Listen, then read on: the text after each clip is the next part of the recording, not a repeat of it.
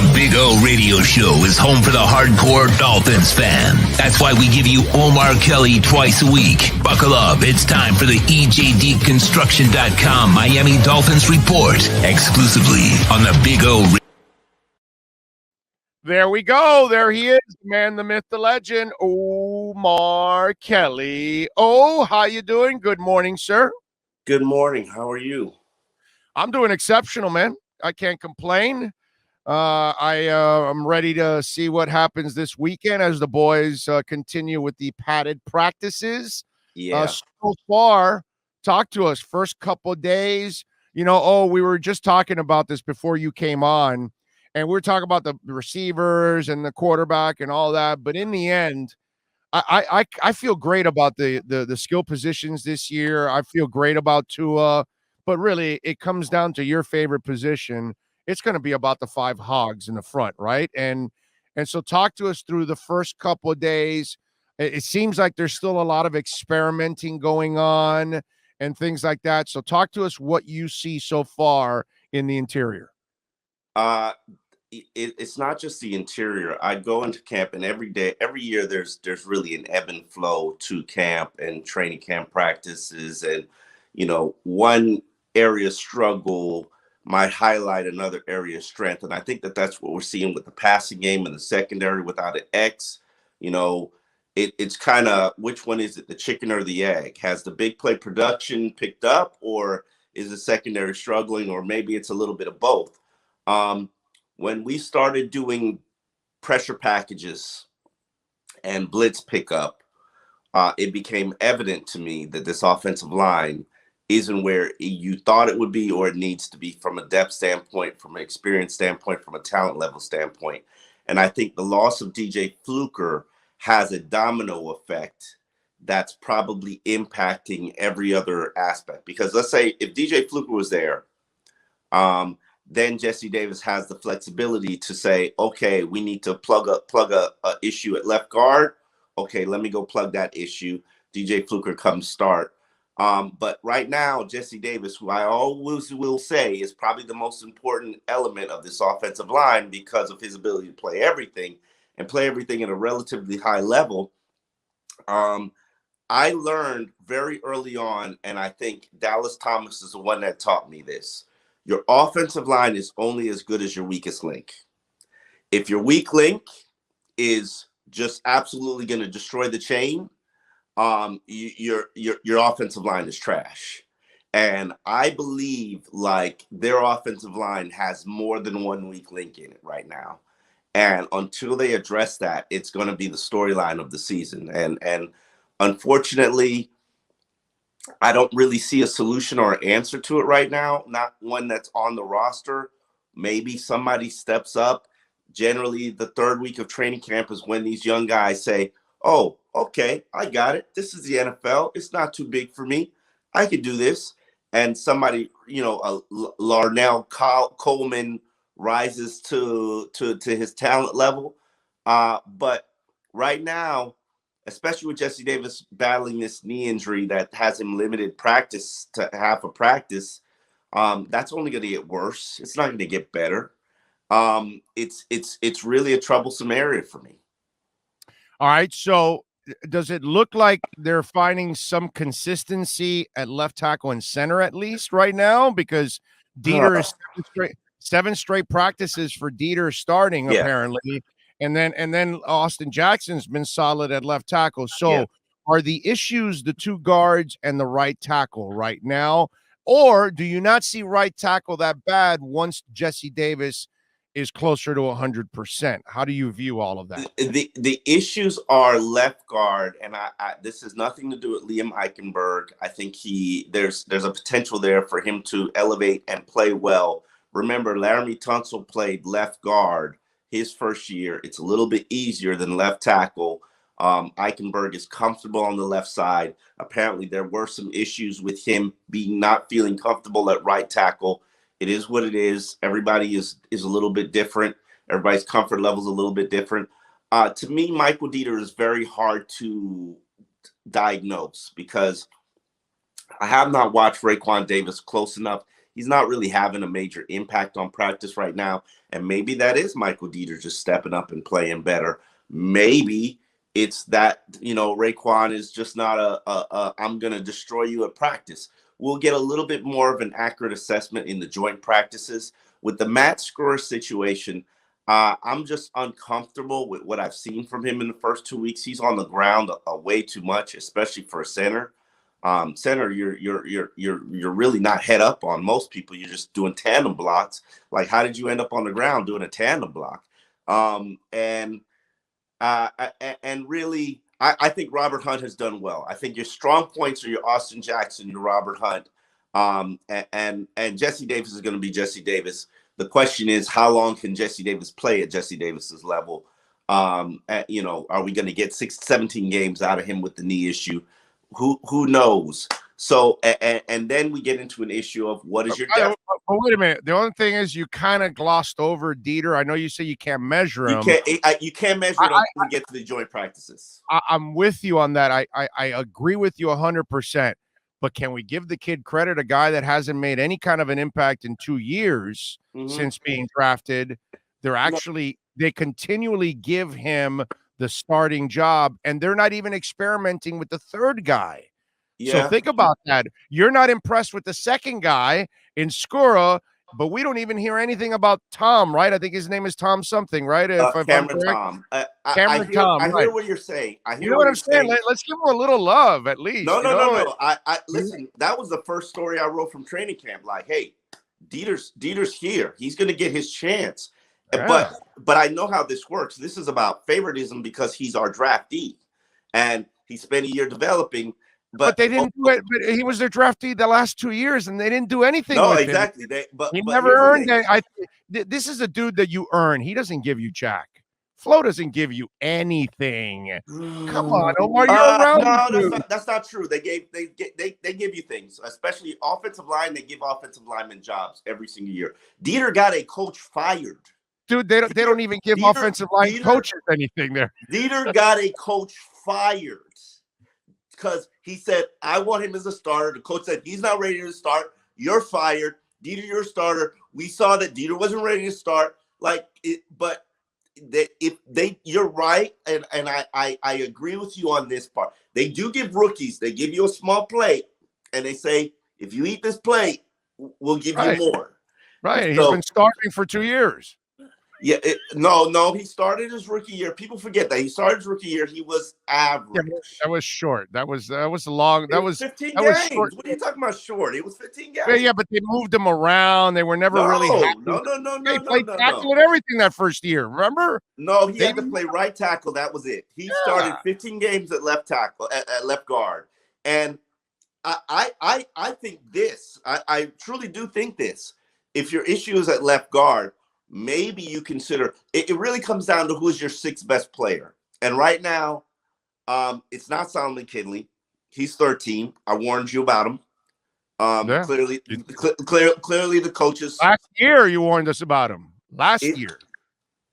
And I don't know what's going on there. And he's got a great attitude about it. And he's working and he's trying and he and he's saying all the right things. So is Tom Skura. Right, but right now the bottom line is you got to get 8 that you feel comfortable with, and there might be 6. That now the Brazilian Durval, I can't even say his name. He's pushing for a prominent role, and that's not something that I expected coming into camp. And props to him, because I also see him on special teams first unit, which means they have a vision for him that we did not have. So maybe it is him. Offensive linemen, they start to blossom in their third year, and this is his third year. So who knows? Yeah, that's why I always preach patience with some of these young guys, because some guys the light goes on right away, and then a lot of guys it takes them 2-3 years to kind of figure this. It's hard to play at this level. You know what I'm saying? Absolutely. And so there's a lot of adjustments with these guys. All right. You start to look at the secondary now. They brought in a couple of guys for workouts and everything. What's going on when we take X out of the picture? what else are you seeing as they're trying to solve the other issue opposite of Byron Jones? It's not just opposite of Byron Jones. Byron's getting roasted too. Um, Yeah, but he's starting. huh?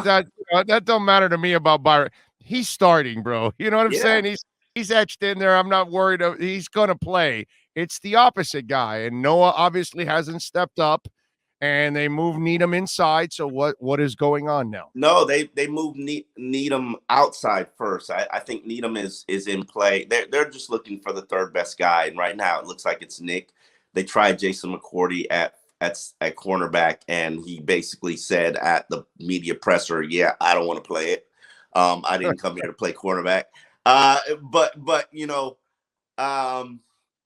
they need more bodies there. They need help. They need reinforcement. And X is just sitting there watching practice and saying, right, "Baby, like you want this defense, because the defense is built around him. You want this defense to work, like compensate me, like I should be compensated." And the you know, I said this on Twitter, and I truly don't know if Dolphin fans can digest this. I see. And I'm talking not just Tannehill or Matt Moore. I mean, we're talking 14 years. This is my 14th training camp with the Dolphins. In a given week, you might see 8 deep balls. Eight the whole week. 5 practices, 6 practices, 8 deep balls. Sometimes, if you're lucky, you'll get 2 a day. There's about 3 a day here in Dolphins land. Isaiah Ford roasted him for 2. The last practice I watched, Alan Hurst got in there on 1. And that was a light day. That was 3. That was just 3. Robert Foster might have got one in. And that was a light day. That was a day where, like, the secondary was like, whoo, we did all right. We held it together. And man, if they take this to Chicago and it's the same thing with a rookie quarterback, or with Andy Dalton, it's panic time. It's panic time, and it's not just a cornerback; it's a safety too. Because understand, in this scheme, nobody should get behind the free safety. Nobody. That's how they play. Like, free safety, last line of defense, and maybe this RPO offense is just all that. But there is so much one-on-one coverage out there, and I'm watching these receivers get behind these cornerbacks, and thinking to myself, like, boy, if this is a real quarterback, you're gonna be in trouble. Like, it is bad. And you know, maybe it's the offense is taking that next step. Maybe it's the offense is this offense is just it finally. And the one thing that I will add it to a caveat is Jalen Waddle isn't beating anybody deep. And that is a byproduct of how he's used in this offense, kind of as a decoy and a release valve outlet. But because the defenses have or they don't want to put too much of that on film. True. Because the defenses have to give him extra attention. Right. It's creating all this one-on-one. And you know, and there's no Will Fuller on the field yet. Yeah. Which, when you add that dog on the field, holy moly, there's going to be a lot of speed. There's just not a lot of secondaries that are going to be able to stay with those kind of guys. And then get causing havoc in the middle. And the potential of this offense is huge. It is, and it's encouraging. And I can't sit here and tell you that I'm disappointed in what I've seen from the offense, because on a given week, if you're delivering about 12 big plays on a given week, that's pretty damn impressive. And I came into camp concerned about Tua's arm, whether or not he could throw big, and he's answered that question. It's there. So you know, now the question is, could X shut that valve off? And if he can, then you got a chance, because you build around and you work around that. But right now it's the faucet's on, and we don't know how. We're not able to stop it. Javon Holland started, yes, the last practice we watched. and he pulled off his first interception in training camp, and that's encouraging to see. And hopefully you continue to build on that. But right now they got to get that free safety situation addressed, and they definitely got to get that cornerback situation addressed.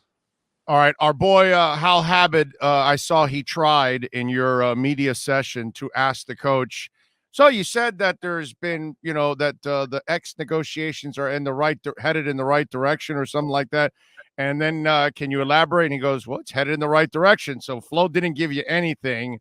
What is in the right direction? Is that just telling us that they're getting along, or is that actually telling us that they're making progress, that they're actually going to do something about this contract? Because I still believe they're not going to do anything about this contract. So what's the deal? What do you read into this? I am going to speculate and let you know and speculate that initially we thought they weren't going to do a thing, and making progress means we made an offer. We made an initial offer, which I'm sure David Kenner said, horrible, not good enough. Let me make a counter offer. And I think that that's where progress is. And now we wait for the response from the counter offer, if there's going to be a response from the counter offer, because from what I understand, the Dolphins are adamant that we want Xavier to be practicing. And Xavier is adamant that, my ankle hurts. Maybe it would feel better if I had a counter offer. Right. So we're at maybe if you gave me an ice pack full of bills, it'll feel a lot better. It's and you know where I stand in this situation. I always support and respect the players have to stay on top of the business side, because when they don't, they get screwed. But that's their fault, not anybody else's. No. That's the system's fault. Well, you can change. No. In this case, it's his fault. He didn't understand. Once he said he didn't understand his contract, it's over. You just allowed the guy to negotiate the contract, and you just signed it, and you never asked questions, and you never did any of your own homework. It's the same thing where you don't understand his contract, and most of the media didn't understand his contract. But Omar, no, we don't have to understand his contract. That's his responsibility. No, you do. Fine. You do. I don't get paid by his contract. It's his ass that gets paid. You're right. He should know about his contract. I use this example because I've lived through contracts for a long time now in this business. And I remember when I signed a bad one 20 years ago, and I couldn't do anything about it. And I had to just live it out and wait till it was over. And then I made sure the next 5 contracts I signed after that never had a specific clause in it. And I explained it on the show. And that was my fault. I didn't blame anybody else. That was my fault, and I had to suck it up. This is his fault, not anybody else's. I hear where you're coming from, but you made the same mistake that he made. Whereas when they're talking new money, they always put this whole new money, you're going to make $15 million a year. No, the real deal is you're going to make 12.3 a year. But your agent's supposed to tell you that. You're supposed to ask, what am I really making? What is this? How does it compare to this? That's where the agent that's why the agent's fired. That's why the agent misled him.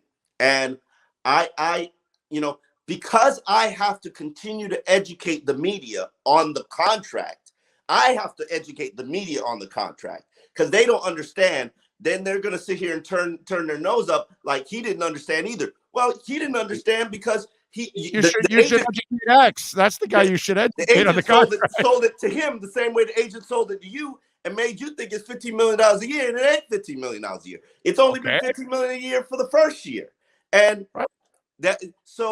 this is a never-ending cycle where I have to sit here and educate people, and I've been doing this for over a decade now on the nature of contracts. Jerome's contract is the same thing. Media reported it wrong. I have to sit there and correct everybody. Jerome's contract extension, Jerome's really making a little less than $10 million a year, which is not a bad deal, but it's not a great deal. And when the guaranteed money is up, you're going to see Jerome be like, yo, What's up with this? Like, I performed this contract. Ultimately, in the business nature of the NFL, your guarantee money's up, your deal is done. Now, at where the Dolphins have X is, his guaranteed money isn't up till this year. Right. But if I'm X, I say, yo, I'm not practicing till I get some guaranteed money in 2022, because lo and behold, if I get injured, you're going to E-Rob me. You're going to Bernard McKinney me. I'm not allowing you to do that. Oh, yeah, but wait, okay, you're not allowing, but if you're the team, you're going, okay, so wait a minute, this guy has often injuries or surgeries on his knee. We have to protect ourselves. This guy had a domestic issue. We have to protect ourselves. Correct. Because we don't know if there's another knee injury or another domestic issue coming up.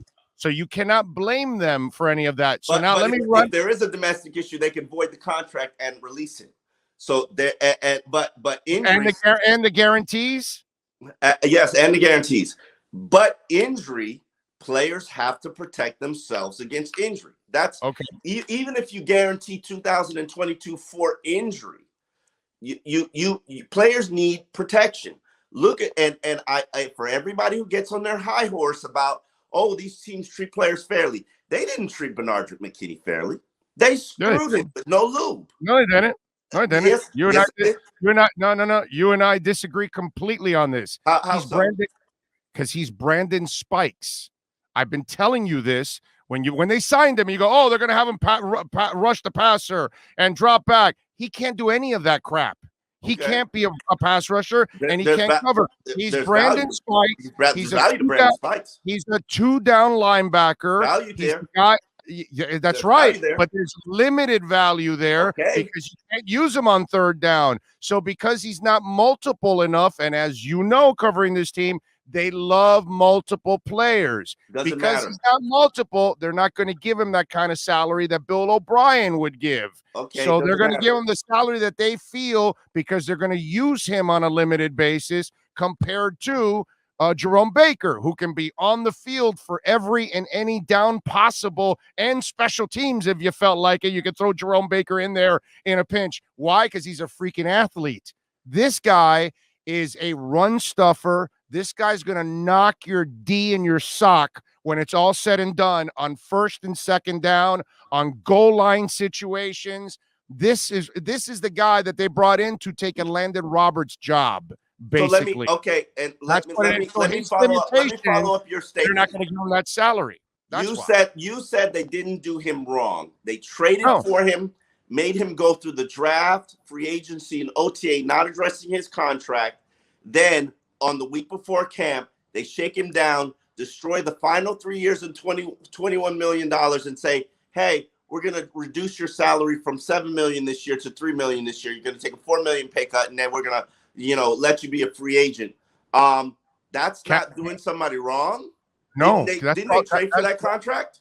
That they traded for that contract, but he's got limitations. This is what his value is to them. And if you didn't like, if you felt like I had limitations and you didn't like me as a player, you didn't like my salary, address it before the draft so I could say no. I'm not taking a pay cut. Cut me, release me. Well, Houston probably would have cut you anyways. It doesn't matter. The cut me, release me. If Houston's trading you, they would have cut you. He is the only Pro Bowler that they added this offseason. The only Pro Bowler. Yeah, but he is a top 3 addition to this team in this offseason. And he's going to be phenomenal against the run. But their vision of the way they see him is different than how he sees himself and how Houston saw him. And again, you are penalizing a general manager for actually managing the cap the way he's supposed to his advantage, to his team's advantage. When you so want they to can squeeze stay as players, fluid as possible, just like with X. He's got a risk of domestic issue. He's got a risk of knee. And you want them to actually guarantee more money into the future when you can't tell what the future holds? That's great cap management on their part. This is the reason why they're actually making progress, because they're doing the things, and they're the hardline things that you have to do in this business that they weren't doing in the past and constantly being taken advantage of. This is a different front office, Omar. Yeah, you're looking all of it on the player They wrote side. nothing but bad checks to free agents in 2000 off season, and and then they undid them. Props to you, but how about you not write bad checks? How about you not write bad deals? Omar, that's impossible. It's impossible. No, it's possible. There's no such thing as a football team that nails it on every contract every single time. But every contract was bad. Mistakes. Every contract but Emmanuel Ogba was bad. What? Ogba was bad, so the other two. No, every contract but Ogba was bad. All right, so it was Flowers and Van Noy. Big deal. So you move on. Shaq Lawson. It's not Shaq Lawson. You traded Shaq. It wasn't a bad contract. They got production out of Shaq Lawson. They traded it for a need because they weren't very good against the run. So let's go get a run stuffer in Bernardrick McKinney. They switched pass rushers because they went and drafted Jalen. They don't need Lawson. Now they have Landon Roberts coming back from an knee. Let's go get another thumper. Dude, that's smart management. I would argue to you that they need Shaq Lawson. They're still missing a guy. And they're still missing an edge guy. Wait a minute. Hold on a second. Who do you want, Shaq Lawson or Jalen Phillips? No. Another guy opposite Shaq Lawson, opposite Jalen. You have Ogba and Jalen Phillips. You've got your starting guy. No. You still need an outside linebacker, and right now it's Van Noy, Vince Beagle, and new guy. And you got Vince Beagle back now to help you out. Yeah. Also, you didn't have him last year. That's cool. We'll see where that goes, but it doesn't. Shaq's value was he was a good at edge setting, or he helped from the edge setting standpoint, and that's one of my major concerns about Van Ginkel. And we'll see. Yeah, he's improved every year, so I have no doubt that he will improve this year. But I got one more thing I want to run by you before I let you go. And the beauty about this business. And it makes all of us some cynical some bitches. You are, I am, everybody is. It's that does this stuff because we get lied to, misled constantly, all that kind of stuff. Fair. So I asked you about X, and you said, well, maybe they made like an offer, and then they made a counter, whatever, and all that. Here's my thinking. I think what the Dolphins are going to try to do if they can get away with it this year. I'm going to run it by you. You tell me if I'm full of crap or maybe there might be something there. I think the Dolphins did reach out. I think the Dolphins might want to give him a couple of extra dollars guaranteed in this year's contract. Mm-hmm. All right. And then this year's already guaranteed. No, but I'm saying they throw some incentives in where he easily makes more, he makes his $4 million. Get up to 50. Go ahead. And then they get through this year to then trade him in the offseason because the cap hit is less. It's a lot easier to move him then.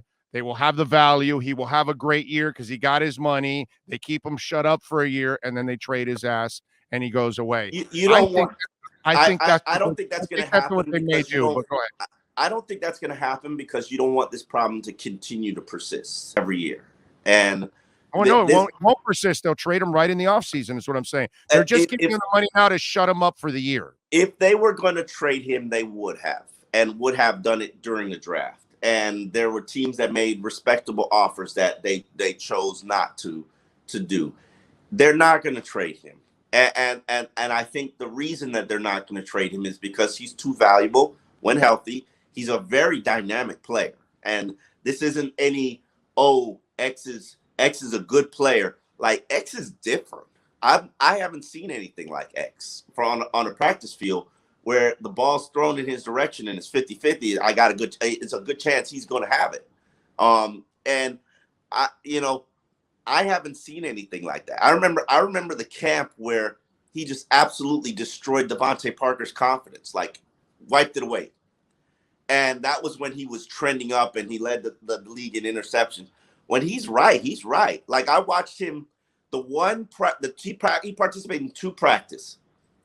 And the practice that he participated in, he just ran his one-on-one route and then plucked the ball out the air with one hand, like he was a center fielder, extending for a catch, and it was just like, boom, got it. And I was like, you know how long it would take guys to guys would have to practice that to pull it off, and it really puts in my mind, and I just how different he is. Like, I've seen Brent Grimes, and Brent Grimes was one hell of a player. and one hell of a cornerback. And Brent Grimes will shut down Mike Wallace all of camp. But X is better, not the athlete that Brent is, because Brent is a freakish athlete. But ball skills wise, X has got like hands, like he's receiver out there. So, I mean, when you pull down 22 interceptions in 56 games, let's factor in, and let's say he plays 56 more games at the same rate and pulls down 44 interceptions over 110 games. Like that's Hall of Fame-ish. Yes, like, it is. If we could get past the knee issues and understand where the Dolphins are, they didn't just see X pull down 11 interceptions during, and this is what was told to me by the team. They didn't just see X pull down 11 interceptions in a game. He was a problem in practice daily. And, of course.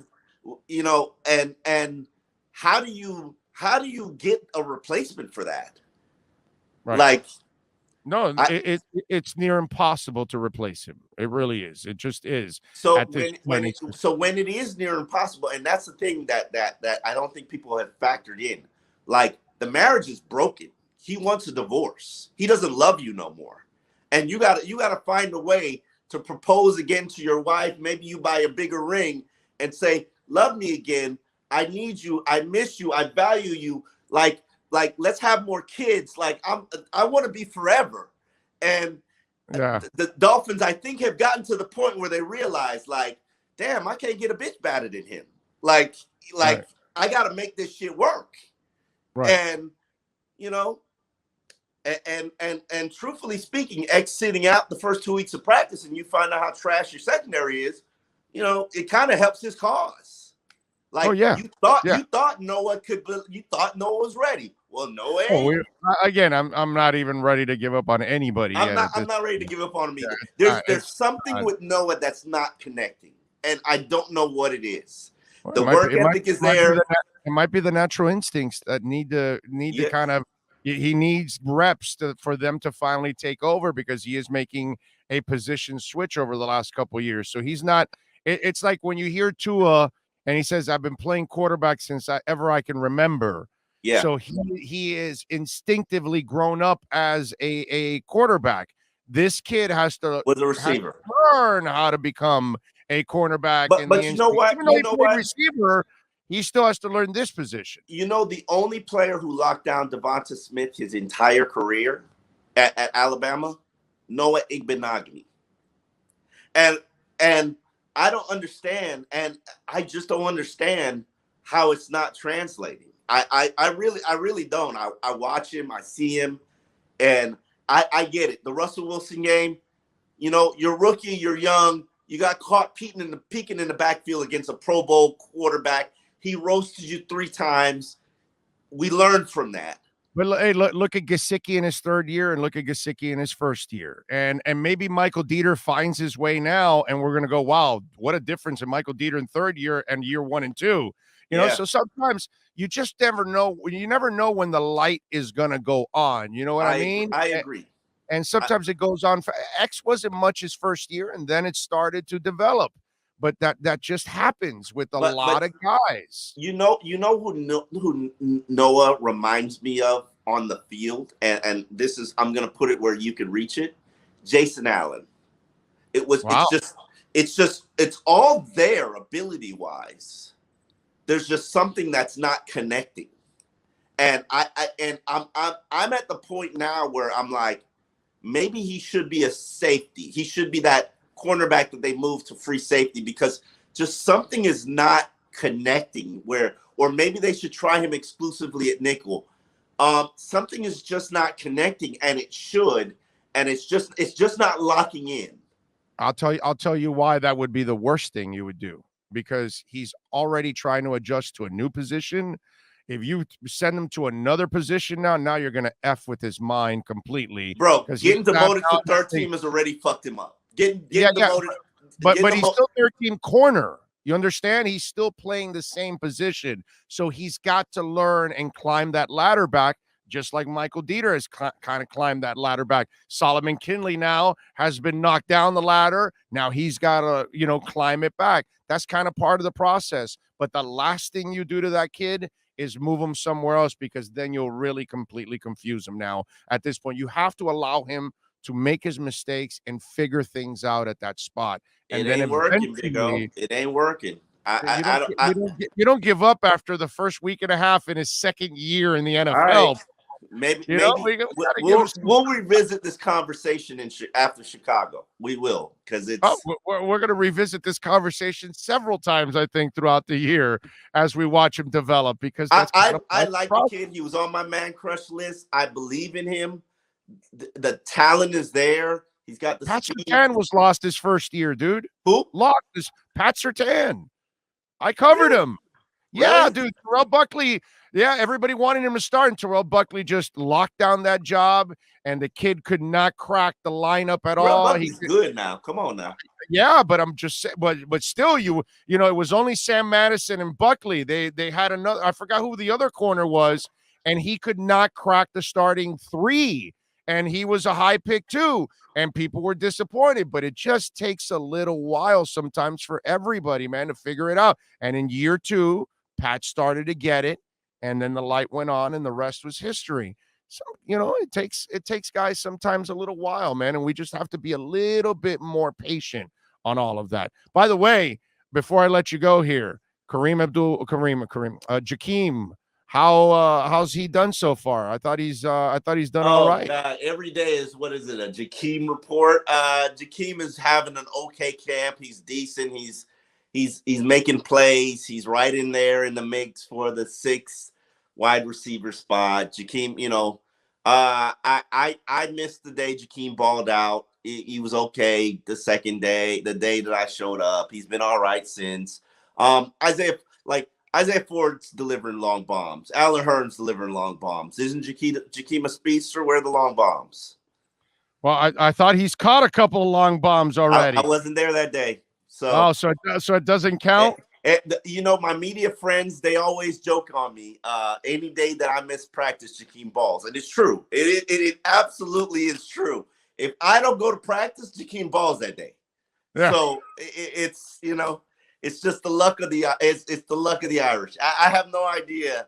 Like, I feel bad when I miss a Jakeem balling day, because then I'm like. I would love to give him praise on the days that he does well. By the way, you had a tweet that you were like, well, it's what's it called? Tua isn't having a great day today. It's mostly a run day, but you know, it's all right. It was like, how can he not? You were complaining he was having a bad day, but it was all run, and it was like, no, it wasn't all run. It wasn't all run. Here's what's happening, and I'm glad that Tua acknowledged it. Tua is having an issue with blitz pickups. Not that he's got bad pocket presence, but he's holding on to the ball too long. That day that I said he did not have a good day, he allowed a safety. Amongst the many plays, these are the plays, and I'm glad you brought this up so I can explain it a little bit more. When we watched the draft assessment of Tua in 2020, Nick Saban said the most indictment criticism of Tua. There are times and plays where he holds the ball too long, trying to make something happen, and that's why he's gotten injured. Yeah, and puts himself in harm's way. And that's exactly what I'm seeing. They can't touch you now in the red jersey, but these plays where you're scrambling around and you're holding on to the ball, waiting for a receiver to get open. Some linebacker is going to grab you by the shoulder pads and sling you down, because you're not going to be able to run away from them. And you're not protected. It's the same thing, like, to explain this to people, Jay Cutler. Jay Cutler was probably the best QB practice performer I've ever seen in a Dolphins uniform. When Jay Cutler was wearing a red jersey and he knew nobody was going to touch him, he balled. He fired it in there. He made great throws. He made Devontae have jump ball situations. But when the game situation arrived and he didn't have that red jersey to protect him, the minute he felt pressure, ball's out. Like, I got to get rid of it. Right. Because I don't want nobody touching me. Of course. And I'm just here to cash my $10 million check and go home healthy at the end of the season. And that's how you produce a 6-10 record. Right. Tua has to find that balance, because if he plays the game like he practiced this week, and I get it, it's the first week in pads, it's the first week that they're throwing blitz pickup at you. But if he doesn't start to make progressions and get the ball out of his hands quickly, he's going to find himself in trouble, and he's going to end up on an injury report. And he admitted that I'm 6 foot, I'm not tall, I have to find my windows. Passing lanes, of course. And it's true and valid, and there's nothing wrong with that. Russell Wilson is the same player. Drew Brees is the same player. Yeah. I truly do believe in Tua's skills and ability. Kyler Murray has to do that too. Yeah, but there has to be we got to find some common ground, and even Flores addressed it. Like he's got to know when to throw the ball away. But when you put today has been Tua's worst days of training. It had been. It had been. A lot of inside run stuff. So no heavy passing. Also no Albert Wilson. Not a bad day, just not a step forward day. It's like, but you just said it. There's no heavy passing. So how can he have a great day anyway? I mean, when I say no heavy passing, I'm saying he's not throwing 100 passes today. But in the situations where he was throwing, and I always knew the first week they didn't throw any blitz packages at him. Then they threw blitz packages at him this week, and it's a different quarterback. It's like, and this is what happens during the progression of practice. Now, next week we're going to do joint practice. You have no idea. He doesn't know what defense Chicago's going to be running, which is great. Yeah, he doesn't know who the weak cornerback is. Now he can look at the field. Oh, I got Albert on Noah. Okay, I know what I'm gonna do. Right. It's not the same. So, I know people don't understand that this is a progressive thing for Tua. And he said it best. Okay, the things that I got and I've mastered, great. But I'm focused on the things that I'm not good at. And that's my focus as well, because ultimately, if this guy is in the top 16 quarterback next year, I'm like, what are we doing? Like this from this season, like, what are we doing here? And he is talented. He has got it. He has got it. But there are things and shortcomings in his game that he's got to get addressed. He's got to learn how to read the field faster. He's got to learn how to pick up those blitzes. He's got to learn how to get the ball out quickly. He's got to learn how to deliver the big play. And he's got the big play. No question. He's got the big play right now. But now it's about doing the other things. And even his check, when he's rolling out and he's throwing his checkdowns late, he's throwing them super late. Like there is a balancing act between what you're doing. You see the blitz? You see the blitz pick up? You see the blitz? You see it coming? Free man's rushing? Throw that check down. Don't run to the side, and run to the side, and run to the side to try, to try to wait for somebody to get open. Like, take what's there. Right. And that's where I am. It wasn't a good. It hasn't been. He had threw an interception yesterday, the first one that he threw since the first day. So I don't look at yesterday as a bad, and it was really a pass that he was scrambling and he thought he could get it out to Albert Wilson, and Javon Holland just ran right in front of it and pulled it off. Great play by the safety. I'm not knocking Tua for that, because I think it might have been a situational day where it was like a 3rd and 9, and he's got to deliver. Right. So you got to factor all of those things in. Great play by Javon. I wouldn't say that he's had a bad day at all at training camp, but if we're going to talk about days that weren't great, it was that Tuesday, the first day Tuesday, the first day of pads. It was not a great day for him. Follow him on Twitter at Omar Kelly and catch him twice a week right here for the Ejdconstruction.com Miami Dolphins report. Please call Eric and the great people at EJD Construction when you want to redo your home, build an addition, improve the man cave, modernize the kitchen, whatever you want to do. Call them 305-433-4843 for EJDconstruction.com. Omar, have a fantastic weekend, my friend. Thank you, sir. All right, big up. You got it. You've been listening to the Ejdconstruction.com Miami Dolphins Report with Omar Kelly. For additions, home remodeling, or custom work, call Eric at 305-433-4843. Ejdconstruction.com is the custom home builder and general contractor you can trust. 305-433-4843.